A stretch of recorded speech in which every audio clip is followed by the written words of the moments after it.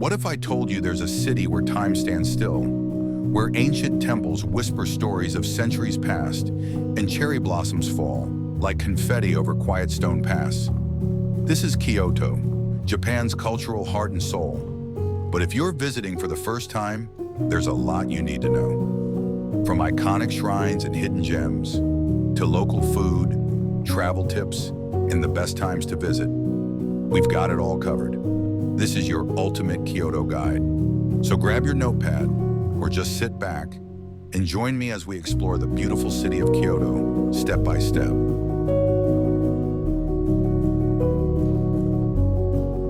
Kyoto isn't just a city, it's a living museum, a place where Japan's deep-rooted history and rich culture come to life.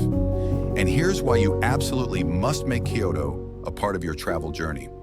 First off, Kyoto is home to over 1,600 temples and shrines, each one a testament to Japan's incredible spiritual history. Whether you're wandering the golden halls of Kinkaku-ji, the famous Golden Pavilion, or standing in awe at the 1,000 red torii gates of Fushimi Inari, you're walking in the footsteps of centuries of tradition. But it's not just about history. Kyoto offers some of Japan's most breathtaking natural beauty. Think cherry blossoms in the spring, when the streets are lined with delicate pink petals, or the autumn months, when the city's ancient temples are surrounded by fiery red and orange leaves. Kyoto isn't just for culture buffs, it's a paradise for nature lovers too. You'll find peaceful gardens and hidden spots perfect for reflection. It's a city that feels alive in every season. And the best part? Kyoto blends the old and new seamlessly. You can stroll through ancient alleys, discovering old tea houses, and then step into modern shopping districts where the latest fashion and tech are on display. So, whether you're a history lover, a foodie, or just looking to explore nature's best, Kyoto has something for everyone. Now tell me, is Kyoto on your bucket list yet? If you're as excited as I am, stick around, because next we'll talk about how to get to this incredible city and make the most of your journey. So let's talk about how to actually get to Kyoto, because if it's your first time, you'll want to make this as smooth as possible. If you're flying in internationally, the closest major airport is Kansai International Airport, often called KIX. It's located near Osaka, and from there, you're about 75 minutes away from Kyoto by express train. You could also fly into Atami Airport if you're arriving from within Japan. It's a bit closer and often used for domestic flights. Now here's where it gets fun. The Shinkansen, Japan's bullet train. If you're coming from Tokyo, hop on the Tokaido Sanyo line and you'll be in Kyoto in just about 2 hours and 15 minutes. Comfortable, fast, and super scenic. Quick tip, if you plan to travel around Japan, consider getting the Japan Rail Pass. It'll save you money and make things way easier, especially if you're visiting multiple cities. And once you're in Kyoto, getting around is a breeze. Local trains, buses, even rental bikes, everything runs like clockwork.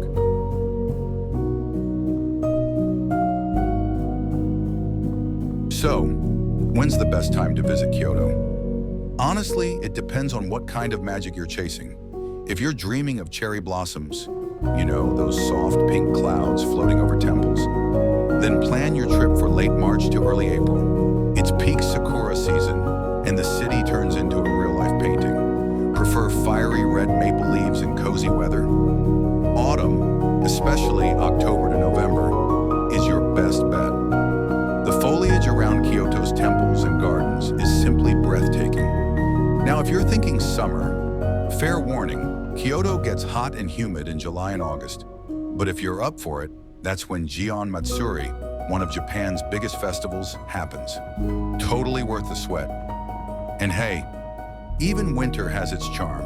Imagine snow-dusted temples and peaceful streets without the crowds. Bottom line, there's really no bad time to visit.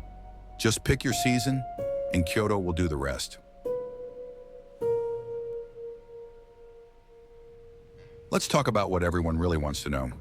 The must-see spots in Kyoto. Whether you're here for temples, nature, or something magical in between, these are the 6 places you absolutely shouldn't miss. You've probably seen it on Instagram. thousands of bright red torii gates weaving up a lush green mountain. That's Fushimi Inari Shrine, and yes, it's just as magical in real life. The earlier you get there, the better. Sunrise hikes mean fewer crowds and golden light that makes the gates glow. And if you're up for it, hike all the way to the top. It takes about 2 hours round trip, but the views are totally worth it. Next up is Kinkaku-ji, a Zen temple covered in real gold leaf. No, seriously. The entire top floors shine in the sunlight like something out of a fantasy film. It sits beside a still pond that reflects the temple like a mirror. It's one of Kyoto's most photogenic spots, hands down. If you've ever wanted to walk through a living, breathing painting, this is it. The Arashiyama bamboo forest is hauntingly beautiful, especially if you visit early in the morning. The way the wind rustles the bamboo, you'll want to pause and just listen. Pro tip: rent a bike to explore the whole area, including the river, monkey park, and nearby temples. For a real taste of samurai-era Japan, head over to Nijo Castle. This UNESCO site is known for its nightingale floors, which chirp like birds when you walk on them, designed to alert guards of intruders. Walk through lavish rooms once used by powerful shoguns, and imagine what life was like behind those sliding doors. If you're visiting in spring or autumn, don't miss the Philosopher's Path. This peaceful stone walkway runs along a canal lined with cherry trees. It's the perfect place for quiet reflection, or honestly, just snapping some amazing photos. It connects a bunch of smaller temples too, so you can explore at your own pace. And finally, Gion, Kyoto's famous geisha district. Wander through narrow alleys with wooden tea houses, and you might catch a glimpse of a real geisha or Maiko apprentice heading to an evening appointment. Stick around after sunset. The lantern-lit streets are pure atmosphere. But remember, photos of geishas should always be respectful and from a distance. That's just a taste of what Kyoto has to offer. Each spot has its own story, vibe, and season where it truly shines. So pick your favorites, or better yet, try to see them all.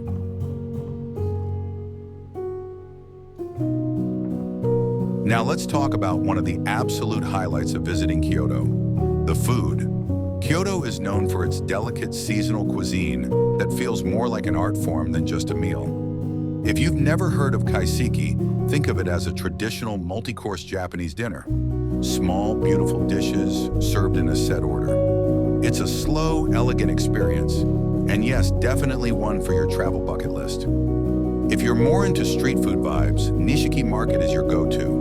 This bustling, narrow alley is packed with local stalls selling everything from fresh mochi, grilled seafood skewers, to crispy tofu skin known as yuba. And we can't forget Kyoto's obsession with matcha. You'll find it in noodles, lattes, parfaits, even donuts. Trust me, even if you're not usually a green tea fan, Kyoto-style matcha might just convert you. And for plant-based travelers, Kyoto is surprisingly vegetarian-friendly, thanks to its deep connection to temple cuisine. Just ask for Shojin Ryori. You'll be amazed by how flavorful a fully vegan Japanese meal can be. Let's talk about where to stay in Kyoto. And trust me, there's something here for every kind of traveler. If you're dreaming of the full traditional experience, you've got to try a ryokan. That's a Japanese inn with tatami floors, sliding paper doors, and sometimes even private hot spring baths. It's peaceful, cozy, and you'll often get a delicious multi-course dinner included. Looking for something more central and modern? Stay near Kyoto Station or the downtown Kawaramachi area. You'll have easy access to buses, trains, shops, and restaurants. Super convenient, especially if it's your first time here. Traveling on a budget? Don't worry, Kyoto's got you. There are clean, stylish hostels, guest houses, and even capsule hotels with a cool, minimalist vibe. And if you're visiting with family, consider an apartment-style stay in Gion or Arashiyama. Quieter neighborhoods with plenty of charm and space to unwind. Wherever you choose, one thing's for sure. Waking up in Kyoto feels like stepping into another world.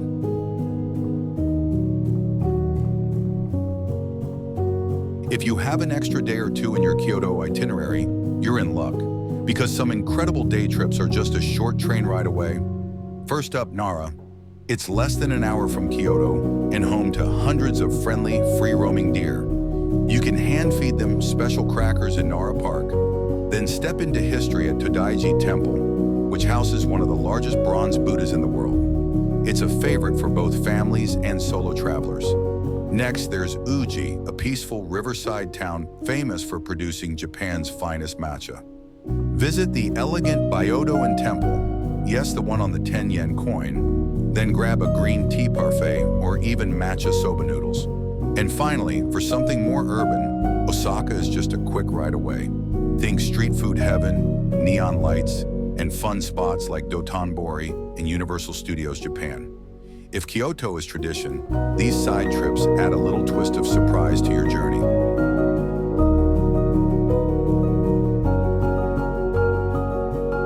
So there you have it, Kyoto in all its timeless beauty. Whether you're wandering through ancient temples, tasting matcha in a quiet tea house, or catching a glimpse of a geisha on a lantern-lit street, this city will stay with you long after you leave. If this guide helped you get a clearer picture of what to expect on your first visit, go ahead and give this video a thumbs up. And if you're passionate about uncovering the world's hidden gems, hit that subscribe button and ring the bell so you never miss a new adventure. Which Kyoto spot are you most excited to see? Let me know in the comments. I'd love to hear your travel plans. And hey, if you thought Kyoto was magical, wait until you see what's coming next. Let's just say it involves deer, temples, and no cars. See you in the next one.